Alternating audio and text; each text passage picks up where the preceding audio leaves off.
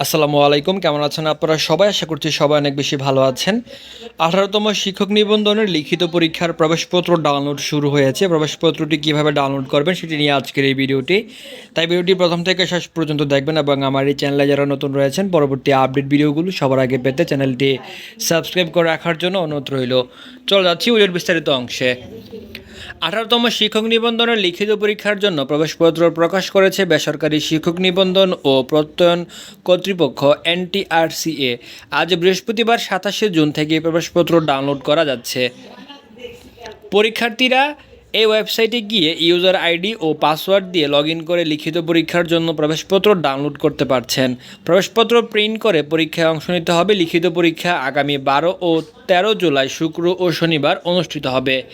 এর আগে গত মাসের শেষের দিকে এনটিআরসিএর এক বিজ্ঞপ্তিতে বলেছিল 12 জুলাই সকাল 9টা থেকে দুপুর 12টা পর্যন্ত স্কুল 2 ও স্কুল পর্যায়ে এবং 13 জুলাই সকাল 9টা থেকে দুপুর 12টা পর্যন্ত কলেজ পর্যায়ে লিখিত পরীক্ষা অনুষ্ঠিত হবে।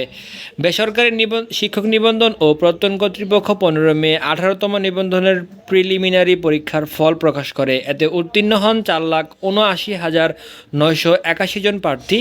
উত্তীর্ণ পরীক্ষার্থীদের সংখ্যা স্কুল 2 পর্যায়ে 29,516 জন, স্কুল পর্যায়ে 2,21,652 জন, কলেজ পর্যায়ে 2,28,813 জন সহ মোট 4,79,981 জন।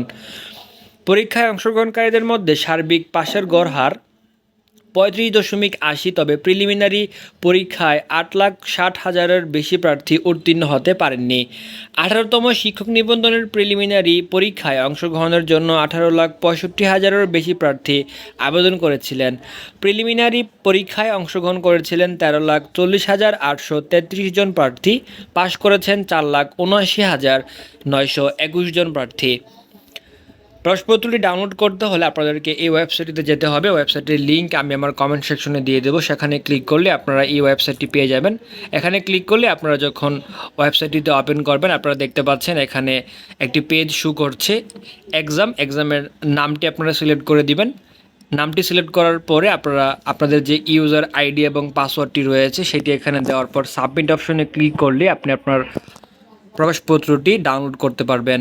এখানে এক্সামে আপনারা দেখতে পাচ্ছেন যে প্রথমেই কিন্তু রয়েছে এনটিআরসি এক্সাম রিটেন, এটাতে দিলেই কিন্তু আপনারা খুব সহজেই প্রবেশপত্রটি ডাউনলোড করতে পারবেন। এটি ছিল আজকের মতো সর্বশেষ আপডেট। ভিডিওটি ভালো লাগে থাকলে একটি লাইক করে ভিডিওটি শেয়ার করে দিবেন। সবাই ভালো থাকবেন, সুস্থ থাকবেন। দেখা হচ্ছে নতুন কোনো ভিডিওতে। আসসালামু আলাইকুম।